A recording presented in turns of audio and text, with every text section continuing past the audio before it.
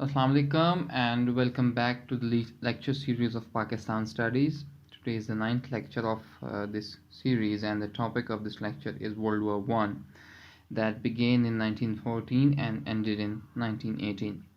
Before going ahead, let's have a small recap of the previous lecture which we discussed. And in the previous lecture we talked about communalism in India.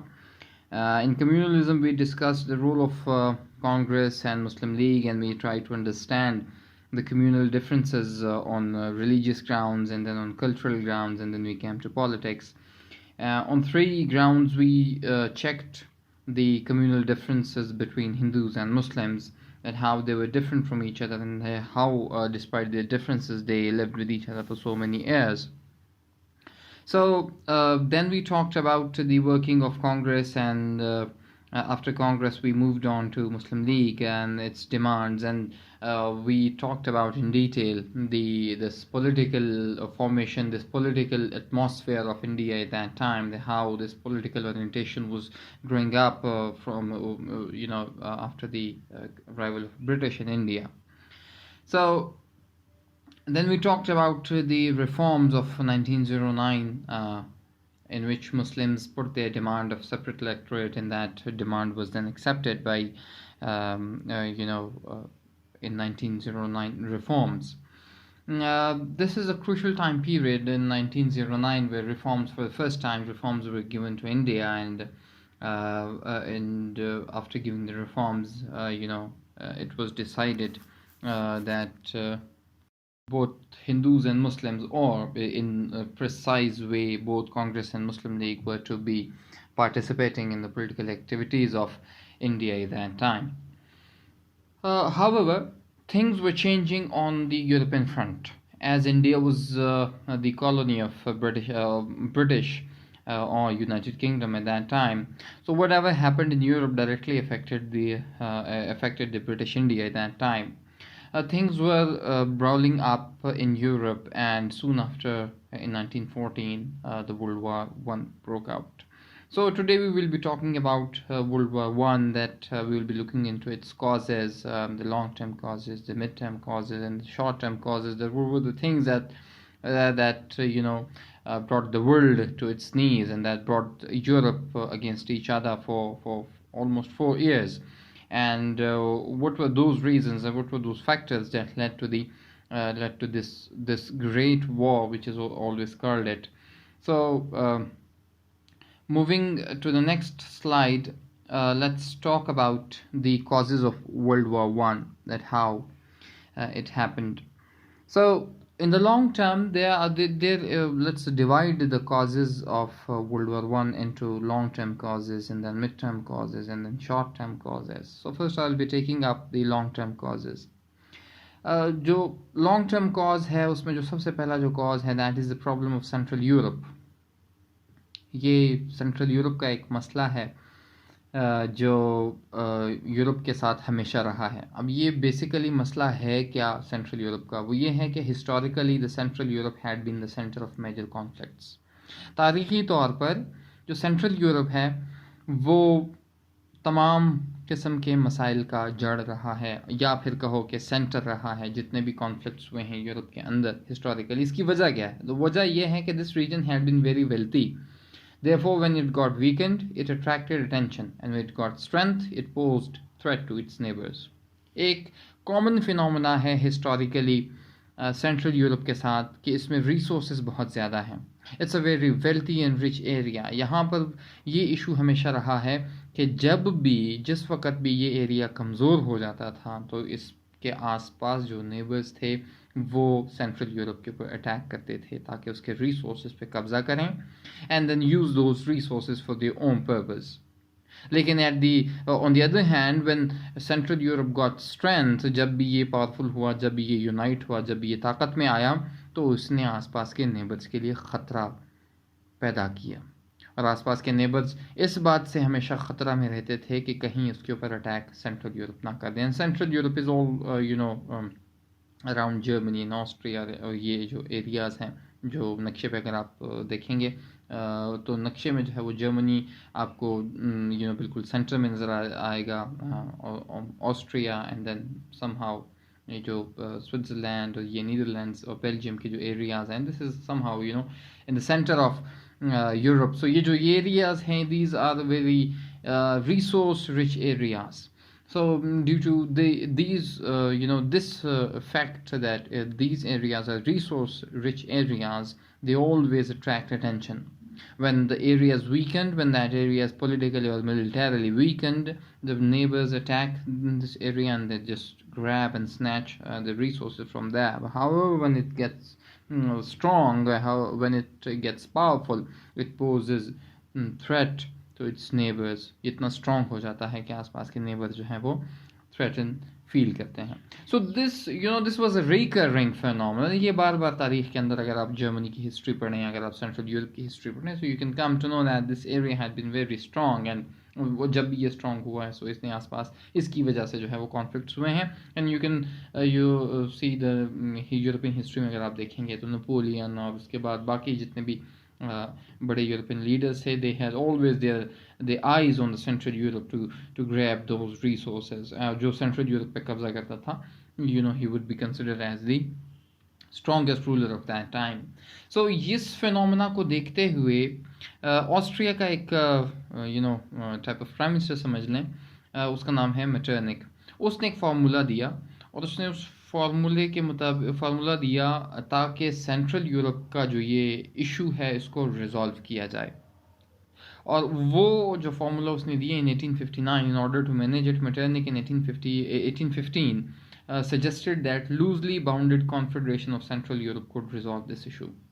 उसने ये कहा कि अगर central Europe को आप मुख्तलिफ हिस्सों में तकसीम करें, छोटे छोटे टुकड़ों में आप उसको तकसीम करें और उसकी एक लूजली कॉन्फेडरेशन बनाएं. लूजली कॉन्फेडरेशन से मुराद ये है कि सेंट्रल यूरोप को आप छोटे हिस्सों में तकसीम करें और उन छोटे छोटे हिस्सों पर छोटी छोटी रियासतें, छोटी छोटी हुकूमतें बने और उनके आपस में एक लूजली कॉन्फेडरेशन हो जो इतना स्ट्रॉन्ग हो कि बाहर से अगर कोई अटैक इसके ऊपर हो तो उस अटैक को रेजिस्ट करें, लेकिन ये इतना कमज़ोर हो कि ये आपस के जो नेबरिंग जो कंट्रीज़ हैं उसके ऊपर अटैक ना करें. So this was kind of a formula which was given by Metternich to the Central Europe, especially Germany and Italy. Italy was उस वक़्त को डिवाइड किया गया था छोटे छोटे हिस्सों में, एंड देन जर्मनी को भी स्मॉल कन्फेडरेट स्टेट्स के अंदर जो है वो तकसीम किया गया था. So for the time being this issue was resolved. इस इशू को जो है वो हल कर लिया गया था इस फॉर्मूले के तहत कि सेंट्रल यूरोप को छोटे हिस्सों में तकसीम कर दिया जाए. हाउएवर लेटर ऑन ये इशू जो है वो रिजॉल्व होने के बाद, मेटरनिक के जाने के बाद और 1850s एंड 1860s में जो है यहाँ पर जर्मनी के अंदर और इटली के अंदर जो है वो नेशनलिस्ट मूवमेंट्स चलती हैं कि जहाँ पर ये आवाज़ उठती है लोगों की, कॉमन लोगों की, कि चूँकि जर्मनी जो है वो टूटा हुआ है उसको आप वापस मुत्तहिद करें, इटली जो है वो टूटा हुआ है तो आप उसको मुत्तहिद करें. So subsequently these two states, both Italy and Germany, जो कि बाद में यूनिफाई हो जाते हैं. तो जिस वक्त ये यूनिफाई होते हैं इनमें आपस में इटली पूरा एक मुल्क बन जाता है. जर्मनी जो कन्फेडरेट स्टेट्स होता है वो प्रशिया एक स्टेट था, उसने उठकर तमाम जर्मनी को मुत्तहिद किया. और जो मेन किरदार है इस पूरे यूनिफिकेशन में जर्मनी का, उसका नाम है ओटोवन बिस्मार्क. वो Otto von OTOVONBISMARK. So this person Otto von Bismarck जो है वो पूरे जर्मनी को जो है वो यूनिफाई कर लेता है और जर्मनी को मुत्तहिद कर लेता है. और वो फ्रांस के साथ जंग करता है, उसके बाद रशिया के साथ जंग करता है, फिर बाद में इटली के साथ जंग करता है, ऑस्ट्रिया के साथ जंग करता है. तो इन लड़ाइयों के बाद जो है वो पूरी जर्मनी को यूनिफाई कर लेता है. और जब जर्मनी यूनिफाई हो जाती है तो जर्मनी के यूनिफिकेशन के बाद ये पूरा सेंट्रल यूरोप स्ट्रॉन्ग हो जाता है. और ये जर्मनी इतना डेवलप हो जाता है कि बाद में ये फ्रांस को, ब्रिटेन को और रशिया के लिए एक थ्रेट बन जाता है, जो कि बाद में हम डिस्कस करेंगे. सो this was the long lasting problem of central Europe, कि जहाँ पर सेंट्रल यूरोप जो है if it got weekend, if it was weak, it attracted the attention of its neighbors, and this caused conflict, number one. Number two, on the other hand, if it got strong, it would pose a threat to its neighbors, and that would always and also cause a conflict. So basically Europe के अंदर जो भी conflict होता था ये long, well there were other conflicts, लेकिन central Europe का एक इशू लॉन्ग लास्टिंग हिस्ट्री का चल रहा था कि सेंट्रल यूरोप की इंस्टेबिलिटी की वजह से, सेंट्रल यूरोप की रिसोर्सेज की वजह से यहाँ पर हमेशा कॉन्फ्लिक्ट होते थे. सो this was the first cause, the long term cause, जिसने यूरोप को वर्ल्ड वॉर 1 की तरफ, जंग की तरफ धकेल दिया, जो कि हम सब्सिक्वेंट आगे देखते जाएंगे कि किस तरह से जो है यूरोप आहिस्ता आहिस्ता जंग की तरफ बढ़ता है. The second cause of World War I is the Eastern question. Eastern question को हम दूसरे अल्फाज में कहते हैं the problem of the Ottoman Empire. अच्छा, बहुत से लोगों ने सल्तनत उस्मानिया का नाम सुना होगा. आजकल पाकिस्तान में इट्स वेरी इन, जहाँ पर ये एतरुल और का ड्रामा बड़ा मशहूर हुआ है, और साथ में जो मेरा सुल्तान ड्रामा था, सुल्तान सुलेमान के ऊपर बनाया गया था. सो ये इस तरह के जो ऑटोमन ड्रामे हैं ये पाकिस्तान बहुत मशहूर है. So each and every one, every person of this country knows about सल्तनत उस्मानिया, the Ottoman Empire. So Ottoman Empire जब इस्टेब्लिश हुई थी, ये उस्मान ने की थी, और ये उस्मान की फैमिली से जो है ये सल्तनत उस्मानिया बन गई, ऑटोमन एम्पायर बन गई, और ये काफ़ी स्ट्रॉन्ग थी. ये सुल्तान दी मैग्निफिसेंट के दौरान जो है ये पीक पे पहुंची, and then slowly and gradually 1924 के अंदर जो है वो वर्ल्ड वॉर 1 ख़त्म हो जाती है, तो ऑटोमन एम्पायर जो है वो बिल्कुल ख़त्म हो जाती है. उसके बाद जो है वो टर्की एक मुल्क इमर्ज होता है. तो ये जो टाइम पीरियड है, this is 1850s, 1860s, 70s, 80s, 90s and then 1910. ये जो टाइम पीरियड है वो 50 जो 19th सेंचुरी का जो टाइम पीरियड है, ये टाइम पीरियड, इस टाइम पीरियड में ऑटोमन एम्पायर जो है वो डिक्लाइन में होता है. ऑटोमन एम्पायर का अगर आप तारीख़ देखें तो अफ्रीका, इजिप्ट हो गया, लीबिया हो गया, और साथ में जो हिजाज़ का एरिया है, मक्का, मदीना और बगदाद और इराक, ये सारे एरियाज़, पैलेस्टाइन, ये सारे के सारे एरियाज़ जो थे ये ऑटोमन एम्पायर के अंडर थे. और इसी तरह से सेंट्रल यूरोप के अंदर, जिसको हम बाल्कान स्टेट्स कहते हैं, बाल्कान स्टेट्स का जो एरिया है वो एरिया भी जो है वो ऑटोमन एम्पायर के अंडर था, जिसमें बुल्गारिया, रोमानिया, सर्बिया और ग्रीक का कुछ हिस्सा, ग्रीक भी इवन पहले पूरा, and then later on Greek आज़ाद हो जाता है, अल्बानिया, ये जितने एरियाज़ हैं ये ऑटोमन एम्पायर के अंडर होते हैं. लेकिन चूंकि ऑटोमन एम्पायर वीक होती जाती है तो आहिस्ता आहिस्ता ये एरियाज़ उसके हाथ से निकलते जाते हैं. तो ये एरियाज़ जब उसके हाथ से निकलते जाते हैं तो इस वजह से इससे एक क्वेश्चन प्रॉब्लम शुरू हो जाता है कि ऑटोमन एम्पायर डिक्लाइन है, तो वो जो एरियाज़ ऑटोमन एम्पायर से उनके हाथ से निकल रहे हैं उसके ऊपर कौन कब्ज़ा करेगा, वो किसके अंडर आएंगी. तो वो जो एरियाज़ हैं उसके ऊपर सबसे ज़्यादा जो कॉलोनियल पावर्स थी उनकी नज़र थी, जिनमें फ्रांस है, जिनमें ब्रिटेन है, जिनमें रशिया है, और बाद में जर्मनी भी जब राइज होता है वो भी क्लेम करता है अपने कॉलोनीज़. तो this decline has caused a problem in Europe which is called as the Eastern question. और ये Eastern question सबसे यही है कि जिसमें वो कहते हैं कि दूसरा पॉइंट है कि Russian tsar Nicholas one called it as the sick man of Europe. जो रशियन ज़ार है, ज़ार कहते हैं the king of Russia, उस वक्त किंगशिप वहाँ पे होती थी, एम्पायर था रशिया. तो उसने कहा था कि जो ऑटोमन एम्पायर है it is the sick man of Europe. ये बीमार है आदमी है यूरोप का, ये किसी भी वक्त मर सकता है. तो जब ये मर जाएगा उससे जो उसका जो एसेट्स रह जाएंगे, जो लैंड रह जाएंगे, तो वो किसके कब्ज़े पे होंगी, तो बेसिकली रशिया की नज़र थी. He was of the opinion that this decline will give rise to the conflict over distribution of colonies. ये वही बात है जो मैंने पहले की कि निकोलस वन का ये ओपिनियन था कि जब ऑटोमन एम्पायर डिक्लाइन करेगा तो जितनी कॉलोनीज रह जाएंगी उसके ऊपर कॉन्फ्लिक्ट क्रिएट होगा यूरोप के अंदर वो कॉन्फ्लिक्ट किसके बीच क्रिएट होगा? वो Germany, France, Italy and Britain and Russia, इन ममालिक के बीच जो है वो कॉन्फ्लिक्ट का बायस बनेगा। और जो कि for during 1850s 60s and 70s, जो last 50 years, the last half of 19th century का जो है ये ईस्टर्न क्वेश्चन में काफ़ी लड़ाइयाँ होती हैं रशिया और ऑटोमन एम्पायर के बीच, बाकी ममालिक के बीच इसी क्वेश्चन के ऊपर। सो this was kind of the bone of contention between the European powers that if Ottoman Empire falls, who's going to replace that empire? तो वो जो कॉलोनीज है उसके ऊपर हमेशा झगड़ा रहता था। The vacuum created by the fall of Ottoman Empire was to be filled and the Russian Empire had its eyes on the leftover lands. तो वैक्यूम क्रिएट हो, obviously it's a very common phenomena कि एक rise होता है और एक fall होता है। तो Germany at the same time rise कर रहा है, एट द सेम टाइम जो है वो ऑटोमन एम्पायर जो है वो फॉल कर रहा है। दो इंटरेस्टिंग फिनोमेना जो है वो यहाँ पर बन रही हैं इस during this time period.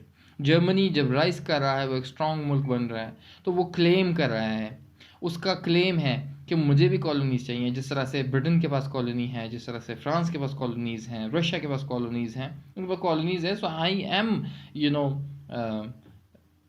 an emerging power and I am among the big powers of that of Europe, so I also have the right to have my own colonies. उस colonies को claim करता है। At the same time there is a fall of Ottoman Empire, और वो fall की वजह से वहाँ पे एक vacuum create हो रहा है, so obviously someone has to fill that vacuum.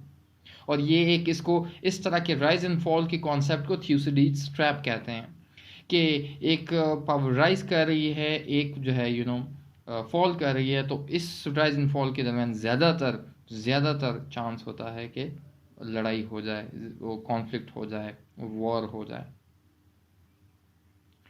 So these were the two long term causes of the World War I. Giving a short recap, the first one was the problem of Central Europe and the second one is the Eastern question. तो ये वो long term के problems थे जिसने Europe में हमेशा tension बरकरार रखी, जिसने यूरोप में हमेशा जो है वो इस बात को ज़िंदा रखा कि कहीं भी किसी वक्त भी कोई जंग हो सकती है।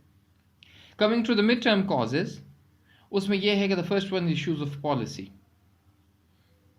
कि पॉलिसी के इश्यूज़, ममालिक के पॉलिसी के इश्यूज़, यूरोप के अंदर जो बड़े बड़े ममालिक थे उन्होंने जो पॉलिसी अडॉप्ट की towards other countries on towards Europe, वो ज़्यादा ख़तरनाक थी, जिसकी वजह से टेंशन और बढ़ गई और जिसकी वजह से जो है मसाइल और बढ़ गए। So the first one is when Germany was united, its chancellor adopted the policy of restraint and declared itself as a satisfied power. अच्छा, जिस वक्त मैंने आपको स्टार्ट में बताया कि जर्मनी जो था वो एक कॉन्फेडरेशन थी, वो एक मुल्क नहीं था, वो छोटे छोटे टुकड़ों में जो है वो बटा हुआ था, उसके मुख्तलिफ छोटी छोटी रियासतें थीं जिनमें एक प्रशियन स्टेट भी थी। तो उस वक़्त वहाँ के लोगों के अंदर ये ख्वाहिश थी, it was their desire, they wanted कि ये जितना भी टूटा फूटा उनका जर्मनी का मुल्क है ये एक हो जाए। और ये पूरी नेशनलिज्म की मूवमेंट चलती है, जो it's a very long debate, इसके ऊपर हम नहीं जाते हैं। So just giving you a sense of this कि वहाँ पर पूरी मूवमेंट चलती है जर्मनी के अंदर कि जो है वो आप जर्मनी को यूनाइट करें।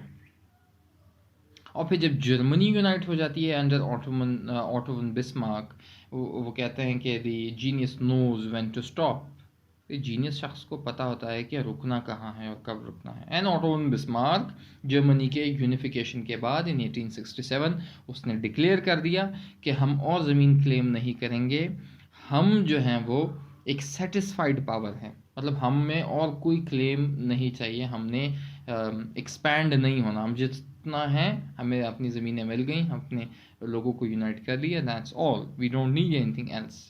उसको उसने काम दिया सेटिस्फाइड पावर। उसने कहा कि एक्सपेंशन की बजाय अब मुल्क के बेहतरी के ऊपर काम करें, इंडस्ट्रियलाइजेशन करें, वेलफेयर करें, जो है वो आप पॉलिसीज़ अच्छी दें मुल्क की। And for the first time at that time Germany was declared as the welfare state. Europe के अंदर के लोगों को सेहत के लिए, एजुकेशन के लिए और बाकी कामों पर बहुत काम किया, वहाँ के लोग बड़े खुशहाल हैं। So Otto von Bismarck declared Germany as the satisfied power कि हमें और कोई क्लेम किसी भी ज़मीन पे, किसी भी कॉलोनी पे नहीं है। But things change, obviously. In 1819, Bismarck was forced out, and the new German Emperor Wilhelm Kaiser II adopted the policy of expansion. वक्त एक जैसा नहीं रहता, वक्त बदलता रहता है। Same was the case with Germany.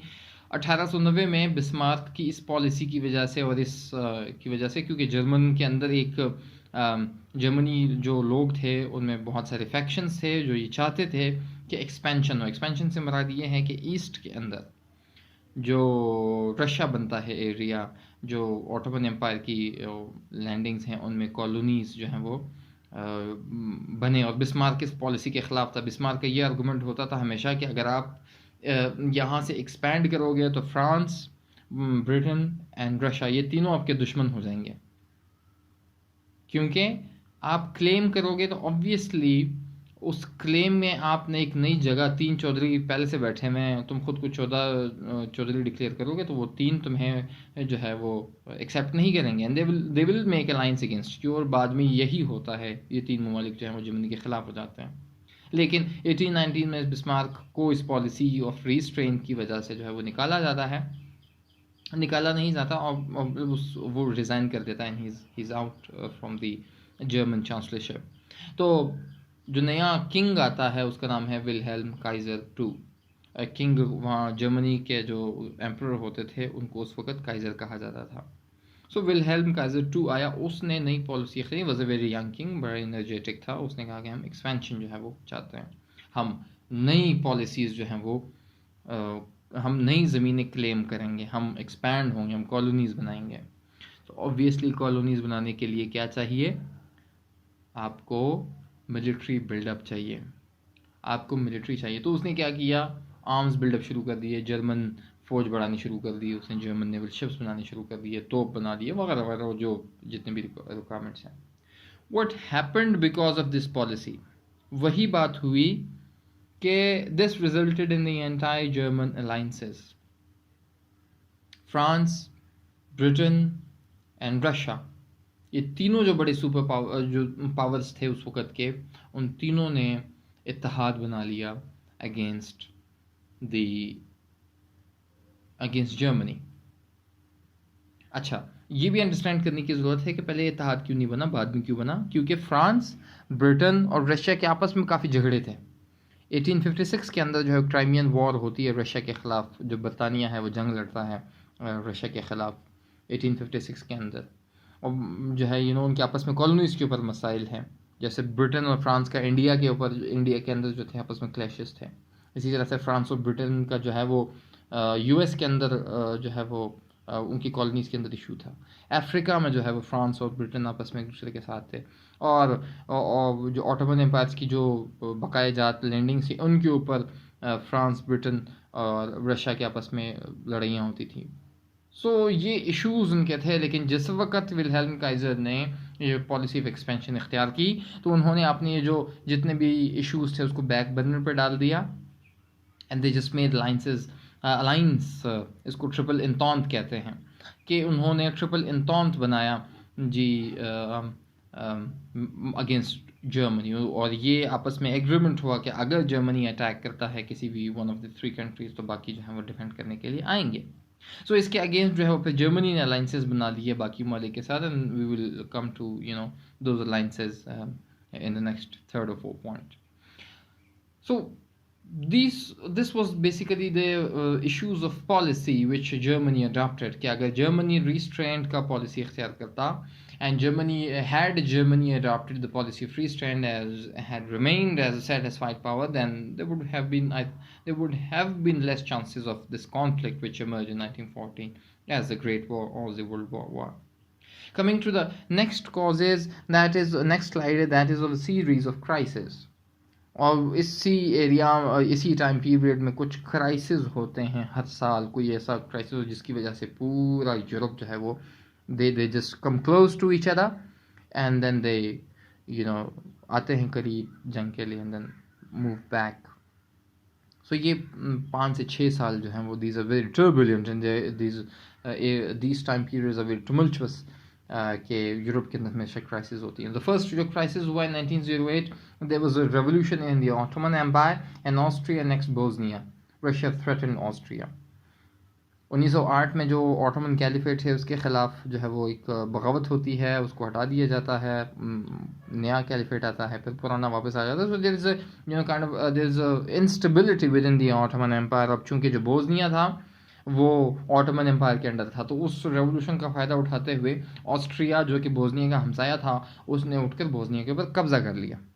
So when Bosnia was annexed by Austria, तो ऑस्ट्रिया फिर was against the Russia, तो रशिया ने फिर वार्न किया, थ्रेटन किया कि आप ये एनेक्सेशन ना करेंगे तो जंग के लिए तैयार हो जाइए.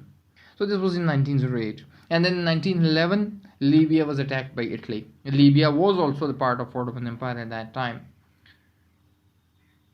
And it was attacked by Italy, और उसको 1911 में जो है वो इटली ने कब्जा किया. So there is this desire for expansion within the European countries. So आपस में competition है कौन कितना ज़्यादा ज़मीन और कितने ज़्यादा resources, कितने ज़्यादा colonies बनाता है.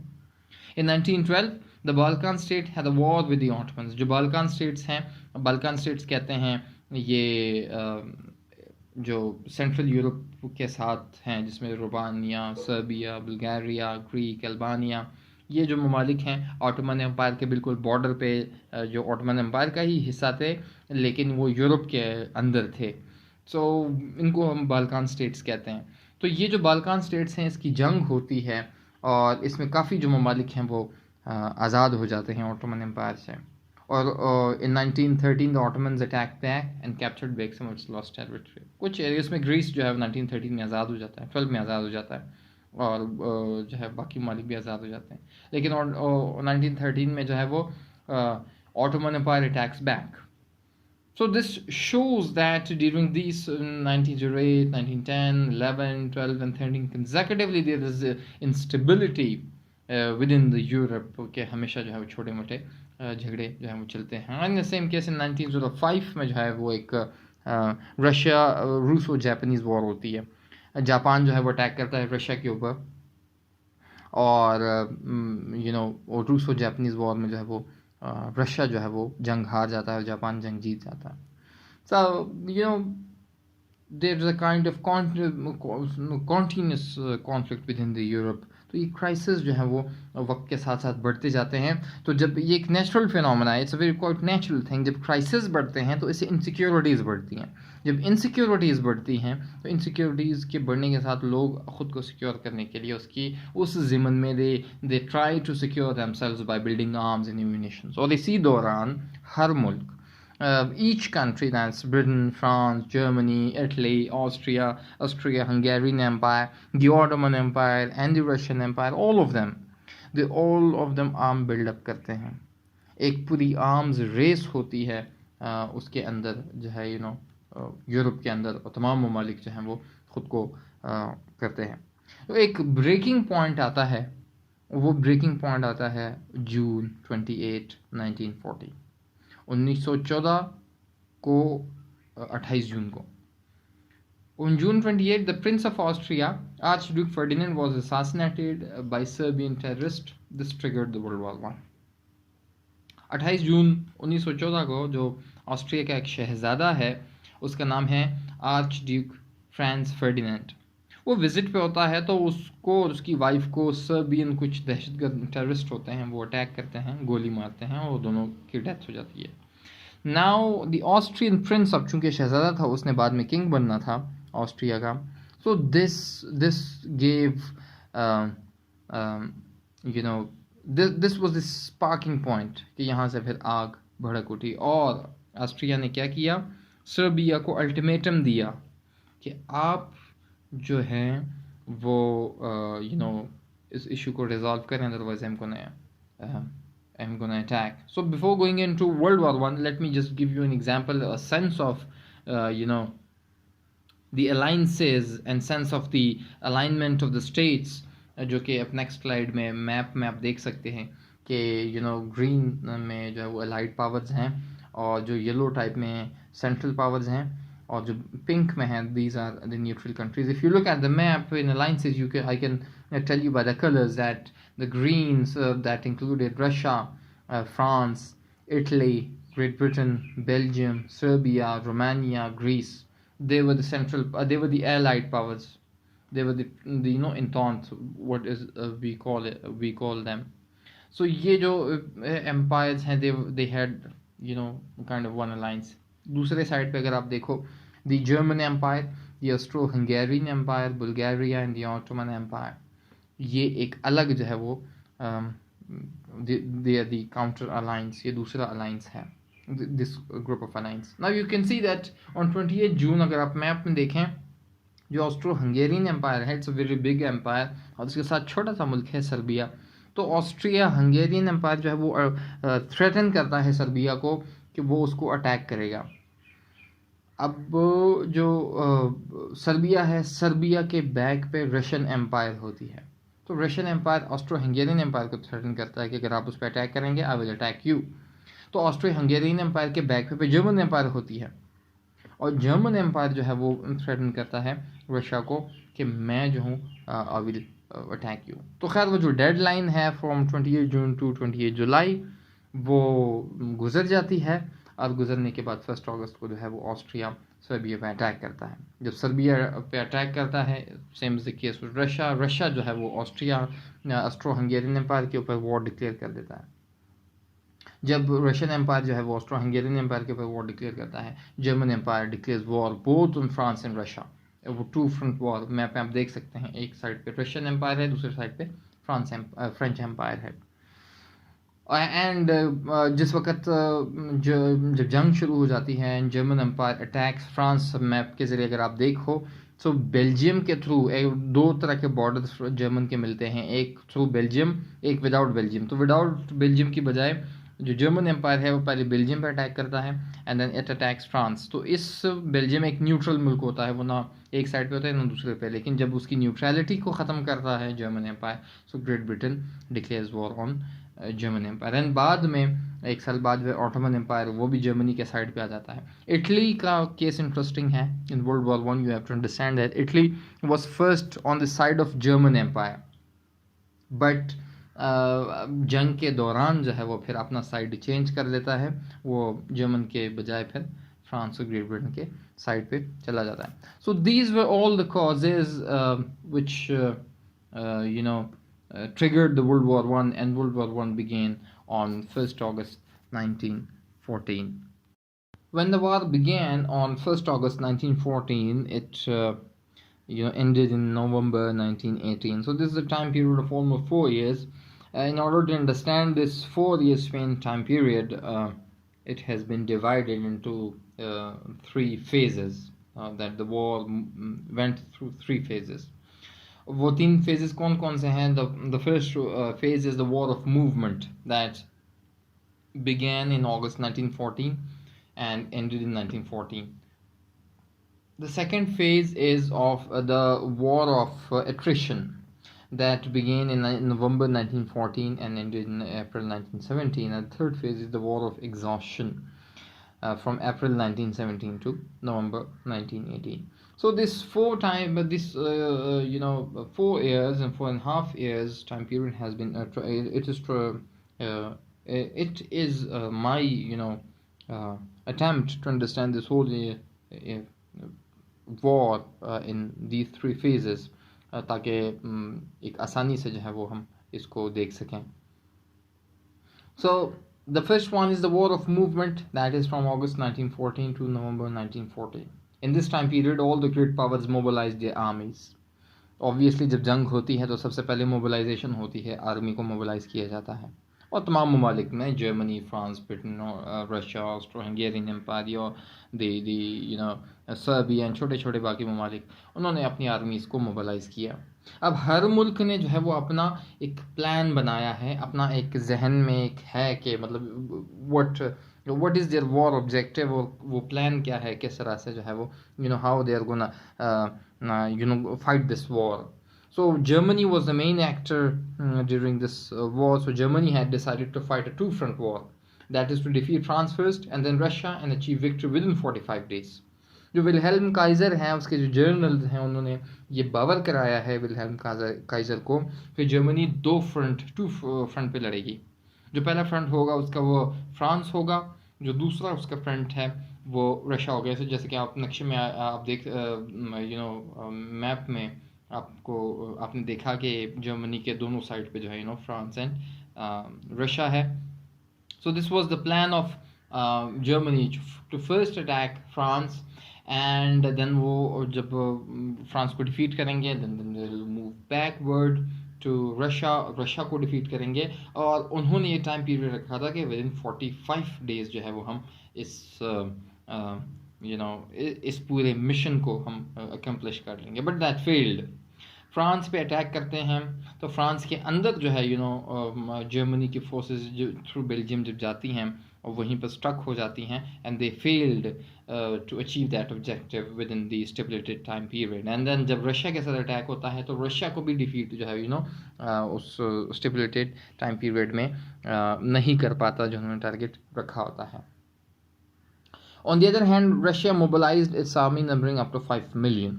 Russia उस वक्त it was a kind of as compared to Germany कोई इतना strong मुल्क नहीं था. उसके पास मैन पावर ज़्यादा थी but technologically they were not that much advanced. So Russia mobilized its army that is 5 million. 5 million is a great sum. 50 lakh लोगों को mobilize करना it's not an easy job to do. So that was basically हमेशा Russia का ये रहा है कि एक ग्रैंड स्केल पे जो है बहुत सारे लोगों को मोबिलाइज करता है और वो जो अपनी एनिमी की जो जंगी सलाहियत है वो इस तरीके से कि वो अपने बंदे ज़्यादा मरवा कर उनको एग्जॉस्ट करवा देती है. This kind of war machine के जहाँ पर उसको ट्रिगर किया and they coming people coming up, you just kill them, they move, they come again, you kill them, they come again, वो लोग ख़त्म ही नहीं होते. तो this is basically the one type of strategy of Russia जिसने historically ये strategy अपनाई है. और दूसरी स्ट्रेटजी ये है कि आप Russian, if you look eight Russia on the map, आप देख सकते हो कि रशिया एक बहुत बड़ा एम्पायर है. It's a vast land. और जैसे ही उसके ऊपर अटैक होता है रशिया रिट्रीट करता है यहाँ तक कि सर्दी आ जाती हैं और जाकर जब जो एनिमी है वो वहीं जाकर स्कम्ब हो जाता है और वो हार जाता है. नेपोलियन के साथ भी यही किया और वर्ल्ड वॉर 2 में if you we will move study again, Hitler के साथ भी जो है वो रशिया ने यही किया. So at this time period specifically Russia mobilised its army numbering up to 5 million. That's a great number. France began all-out offensives but failed because it could not repel German troops out of its territory. France ने क्या किया? All out offensive किया, अपनी सारी कश्तियाँ जला दी और ये कहा कि there is no other way, there is nothing other than this कि आप सर्वाइवल के लिए कि आप all out offensives on all fronts, तमाम फ्रंट्स के ऊपर अगेंस्ट जर्मनी जो है वो उसने जंग शुरू की. लेकिन इट ऑल्सो फेल्ड कि वो अपना ऑब्जेक्टिव हासिल करने में नाकाम रहा और उसका ऑब्जेक्टिव ये था कि जर्मनी को अपने इलाकों से बाहर निकालें and they could not do it. Britain thought that its entry into the war would prove decisive, but it could not bring the war to end. Britain ने ये सोचा था कि यूरोप के अंदर जंग हो रही है, तमाम ममालिक आपस में गुत्तम गुत्ता हैं, and if I enter the war at the right time I will play the decisive role, I will defeat the central powers and will bring the war to a decisive end within a short period of time. जब Britain attack करता है Germany के ऊपर, Germany जो Britain है वो war के अंदर आता है, इन्वॉल्व हो जाता है. सो Britain failed to bring the war to an end. तो अब आप यू कैन सी दिस के अगस्त 1914 से नवंबर 1914 तक तमाम ममालिक जो हैं, जितने भी पावर्स हैं, वो अपनी आर्मी को मोबिलाइज करते हैं. उन्होंने एक टारगेट रखा होता है और तमाम ममालिक अपने वो टारगेट अचीव करने में नाकाम हो जाते हैं. सो जब तमाम ममालिक अपने टारगेट हासिल करने में नाकाम हो जाते हैं, सो इट बिकम्स अ स्टालमेट. और स्टालमेट में ये होता है कि then you move on to the other phase, and that phase is called as the war of attrition. That began in 1914 till April 1917. So this is the longest phase of the war from 1914 to 1917. It's a war in which total manpower and resources are mobilized to achieve the objective. मतलब ये war of attrition से मुराद ये है कि आप इसमें अपना सब कुछ झोंक देते हो। You just bring up your man, you bring your emotions, you ammunitions, you bring up your all resources at stake to just attain the objectives of the war. तो इस वॉर ऑफ अट्रिशन में तमाम ममालिक जितने भी हैं, France, Britain, Russia, Germany, Austria, Hungarian Empire and then the Ottoman Empire, तमाम के तमाम ममालिक जो हैं वो मुकम्मल तौर पर with strong fists they start mobilizing everything. And in this period there were many offensives and counter offensives, all failed to achieve their objectives. France की तरफ से offensives हुई, वो हार गया। जर्मनी ने offensives की, वो हार गया। They all are good at defense, but they are not good at offensives. They have the capability to defend themselves from the offense of other empire, but they are not so good that their offensives can cause a difference. And during this phase, the Ottoman Empire joined Germany and Italy sided with France and Britain. ये time period है कि जिसमें जो Ottoman Empire है वो भी जंग में आ जाता है और Ottoman Empire sides with Germany, क्योंकि जर्मनी जिसके आप देख सकते हैं कि जर्मनी और ऑटोमन के आपस में ताल्लुकात अच्छे थे. So they Ottomans sided with the German Empire, while Italy changed its side from the Central Powers to the Allied Powers. One important thing is that the death toll and the cost of war forced the powers to enlarge their war objectives. And the objective became total victory. पहले ये था कि जल्दी जल्दी से उसको defeat करके जो है जर्मनी का ये था कि हम अपनी वो कायम कर लेंगे, सुज़रेनिटी कायम कर लेंगे. बाकी ममालिक का बाकी ये था कि जर्मनी को फ़ौरन से कंटेन करना है, we should defeat Germany strongly और जल्दी जल्दी से जो है bring the war to an end. But ऐसा नहीं हुआ.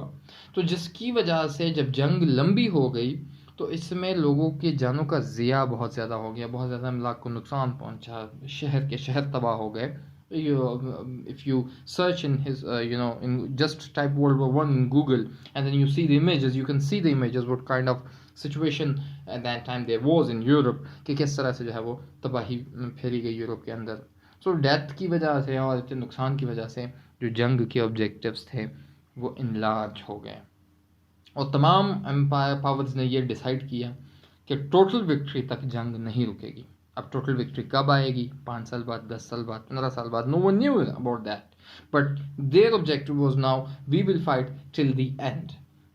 या तो जर्मनी को हम एलाइड पावर्स ने कहा या तो हम जर्मनी को हम शिकस्त दे देंगे या खुद हार जाएंगे, but the war will go on till the final victory. And same was the case. The central powers also decided that the war will go on till the and. जो सबसे पहली पावर जो गिर जाती है वो रशिया होती है. रशिया जंग हार जाता है and it was the first power that fell down in 1917. और 1917 में एक दूसरा अहम इम्पॉर्टेंट इवेंट ये होता है कि जो यूनाइटेड स्टेट्स है वो जंग में शामिल हो जाता है. सो रशिया फेल क्यों हो जाता है? Russia was as I told you earlier that it had the manpower but it was not technologically advanced. Economic situation war की इतनी स्ट्रांग नहीं थी. वहाँ पर जो वॉर मशीनरी थी it was not that much strong. जो ज़ार था he was the power, he was at the helm of affairs, but slowly and gradually जो है वो हालात उसके के हाथ से निकलते गए. एंड 1917 में एक इनकलाब आता है रशिया के अंदर, in that revolution is called as the Bolshevik revolution, जिसको हम कम्युनिस्ट रेवोल्यूशन भी कहते हैं. Lenin was the leader of that revolution. तो लेनिन जो है वो 1917 के अंदर जब रेवोल्यूशन आता है so he becomes the leader of the Soviet Russia in that time. And US ने क्यों ज्वाइन किया? यूएस ने इसलिए ज्वाइन किया कि 1917 के अंदर जो है वो एक पॉलिसी इख्तियार करता है जर्मन, उसको कहते हैं अनरिस्ट्रिक्टेड सबमरीन पॉलिसी. उससे मुराद ये है कि यूरोप के समंदर के अंदर कोई भी जहाज़ जो फ्रांस बरतानिया की इमदाद के लिए आएगा जर्मनी उसको तबाह करेगा. और उस वक़्त सारे जहाज़ जितने भी बहुत ज़्यादा आते थे बरतानिया और फ्रांस की इमदाद के लिए वो यूएस के जहाज़ होते थे। तो ये जानते हुए कि यूएस के जहाज़ हैं, जर्मनी ने ये पॉलिसी इख्तियार की। वो पॉलिसी इख्तियार करने के बाद एक दो जहाज़ों को जर्मनी ने तबाह कर दिया। तो जिस वक्त यूएस के जहाज़ तबाह हो जाते हैं तो उसके रिस्पॉन्स में जो है वो यूएस वॉर डिक्लेयर करता है जर्मनी के ऊपर, ऑटोमन एम्पायर के ऊपर एंड सेंट्रल पावर्स के ऊपर। सो इन 1917 US joins the war. When US joins the war, यहाँ से फिर थर्ड फेज शुरू हो जाता है। इसको कहते हैं the war of exhaustion. That's from April 1917 to November 1918। 1917 तक, from 1914 1917, these are almost 3 years, 3.5 years. In these 3.5 years ये तमाम ममालिक यूरोप के इस कदर जंग में उलझे हो जाते हैं कि they just get exhausted। इनमें उतनी पावर जो है वो जंग कहीं आगे बढ़ ही नहीं रही, ना हार रहे हैं ना जीत रहे हैं। जब ऑफेंसिव्स होते हैं, ऑफेंसिव्स हार जाते हैं, डिफेंसिव्स पे they all are strong. So this was the situation in that time. But when the US enters तो fresh blood जो है वो मिलता है the allied powers को। एंड एक साल के अंदर नवंबर 1919 के अंदर जो है वो जर्मनी जंग हार जाता है, US and the allied powers जंग जीत जाते हैं। सो इन नवंबर 1918 वर्ल्ड वॉर 1 ख़त्म हो जाती है। So this was the phases of world War 1 के, जहाँ पर which I tried to divide the whole war into three phases. That is the war of the first one is mobilization, and the second one is attrition, the third one is exhaustion. So ये इसमें बहुत सारी जो है for more than 4 years जो है वो जंग चलती रहती हैं। Now coming to the consequences, obviously इतना बड़ा इवेंट हुआ, इसको आज भी अंग्रेज़ और बरतानिया और अमेरिका में इसको it is termed as the Great War. It was the first war on such a large scale कि जहाँ पे पूरा Europe and even the whole world एक टाइप ऑफ उसमें इन्वॉल्व थी, एंड इसमें जो है बहुत ज़्यादा नुकसान हुए। So the first consequence obviously is the human cost. How many people died? The first question, when there's a war, people ask the first question is how many people died. And in this war 20 million people died, and it's a great amount, it's a great number. This was the first time in the history of human being that the people at this level, they had been killed in the war, where 20 million people died. The second consequence was huge economic cost, that is $1 trillion. And $1 trillion at that time, 1914, was a huge amount. That all those countries which they just threw their money, threw their resources into the war machine, and it was just burned up on the fields, and many people died, and 20 million people died, and 1 trillion money that was thrown into the war machine, and it was blown up. This $1 trillion, if you can see that over the time period of 4 years, this $1 trillion was blown up, and it's a great cost if it's thrown into the war. The third one is many countries disintegrated. Yes, the first, if you Google it, that post World War I Europe and you compare the pre-war Europe and the post-war Europe, you can see and you can come across this unimaginable image of the Europe, that Europe had been divided into so many small states. Well, if you take the example of Austria, it was the Austria-Hungarian Empire. These two, Austria and Hungary, were same country, and then after the war, Austria fell down. Austria was divided into Austria and Hungary into different two states. And Britain में Ireland के जो लोग हैं वो बगावत कर जाते हैं, और आयरलैंड की बगावत, आयरलैंड जो है वो फिर बाद में जो आयरलैंड का हिस्सा है नॉर्दर्न आयरलैंड, वो ब्रिटेन से जुदा हो जाता है और वो अपना एक अलग मुल्क बना लेते हैं। And the third empire that suffered the most was the Ottoman Empire. सुल्तान उस्मानिया मुकम्मल तौर पर बिखर कर रह जाती हैं। जो हिजाज का एरिया है वहाँ पर बगावत हो जाती है, मक्का मदीना और अरब नेशनल स्टेट कायम हो जाती है। अफ्रीका जो है उसमें France and Italy and Britain के कॉलोनीज़ बन जाती हैं, और दूसरे साइड पे जो यूरोप के अंदर जो एरियाज़ ऑटोमन एम्पायर का हिस्सा थे वो सारे के सारे आज़ाद हो जाते हैं। So Ottoman Empire is just restricted to a small place that is called today's Turkey. तो इतना एरिया जो है वो सिर्फ बच जाता है, बाकी पूरा का पूरा एम्पायर डिसइंटीग्रेट हो जाता है। And one important thing which changed the whole world affair was that US emerged as the economic hub. पहले जो था ब्रिटेन फ्रांस और ये सारे सुपर उनको these are called as the great powers or the powers in inverted commas. तो जब US आता है जंग में और जंग यूएस की वजह से जीत जाते हैं light power, so US becomes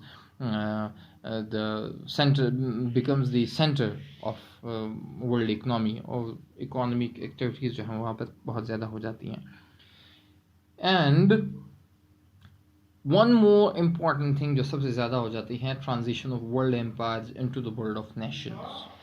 This world empire, the change of, so this transition is very important, that the world transformed from world empires. एक वर्ड यूज़ होता था हमेशा सल्तनत, और ये सल्तनत से फिर मुल्क में तब्दील हो गया.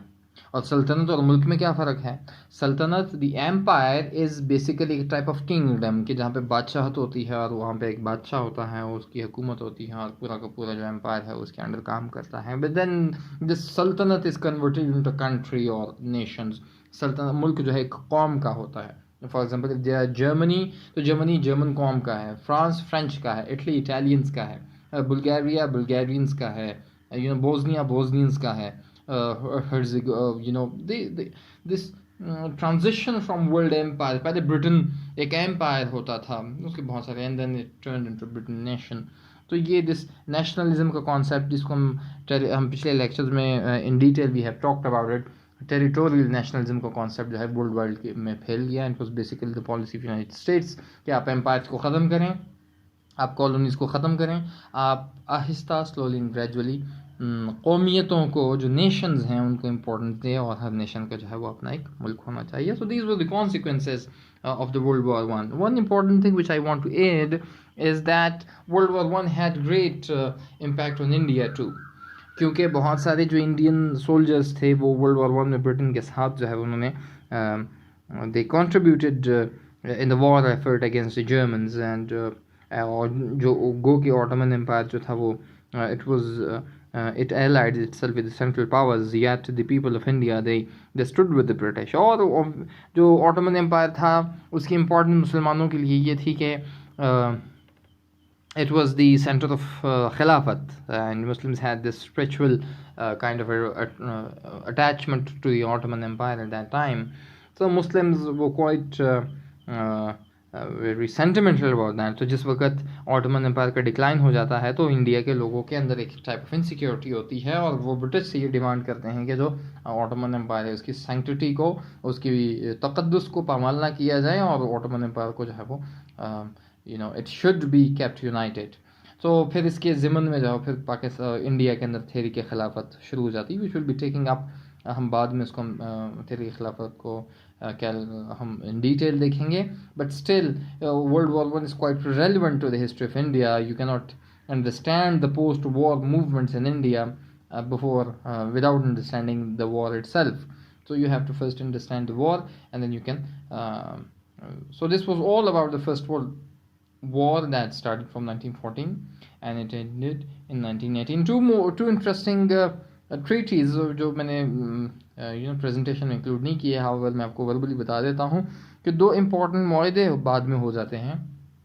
एक 1919 में मुआहदा होता है, इसको कहते हैं ट्रीटी ऑफ वर्साय. ये जर्मनी के ऊपर जो है वो जर्मनी का कुछ हिस्सा जो है पोलैंड को दे देते हैं. जर्मनी के ऊपर बहुत सारे जुर्माने आयद कर देते हैं और जर्मनी को कहता है कि जंग तुम्हारी वजह से शुरू हुई है. उसको जर्मन वॉर गिल्ड कहते हैं. और फिर जर्मनी को कहते हैं जी कि आप अपनी आर्मी नहीं रख सकते, बॉडी मिलिटराइज कर देते हैं. तो उसकी वजह से बड़ी रिजेंटमेंट होती है. इसको ट्रीटी ऑफ वर्साय, इसको बदनाम ज़माना ट्रीटी ऑफ वर्साय कहते हैं. It is very infamous treaty regarding. और दूसरा ये है, दूसरी जो ट्रीटी होती है that's related to the Ottoman Empire, को ट्रीटी ऑफ सेवरेस कहते हैं, SEVERES. 1920 में जो है वो ऑटोमन एम्पायर के टुकड़े कर दिए जाते हैं और वो हिस्से जो हैं वो जो विक्टर्स होते हैं, जो जंग जीत चुके होते हैं, वो उनमें उनका जो है वो हिस्सा, जैसे ग्रीस को हिस्सा दे दिया जाता है और बुल्गारिया और बाकी मालिक को हिस्सा दीजिए. तो टर्की को बहुत ही छोटा स्क्वीज़ कर दिया जाता है. इसके अगेंस्ट जो है वो मुस्तफ़ा कमाल अतातुर्क जो है बाद में एक पूरी मूवमेंट चलाता है और टर्की को आज़ाद कर लेता है. 1924. सो इस ट्रीटी सेवरेज का इंडिया पे भी वही रिगार्डिंग द कैलिफेट मूवमेंट जो है वो बहुत इफेक्ट होता है. So in the subsequent lectures we will be talking about the politics of India. अगले लेक्चर्स में हम इंडिया के पॉलिटिक्स को देखेंगे, जिसमें लखनऊ पैक्ट और वो बाकी 1919 के रिफॉर्म्स एंड खिलाफत मूवमेंट, वो वॉर पीरियड के अंदर जो है ये सारा सब कुछ इंडिया में चल रहा होता है. सो वो जो इफ़ेक्ट है वर्ल्ड वॉर 1 का इंडिया के ऊपर, वो हमें ज़्यादा अच्छी तरह से समझ में बाद में आएगा. सो आज के लिए इतना ही काफ़ी. थैंक यू एंड अल्लाह हाफ़िज़.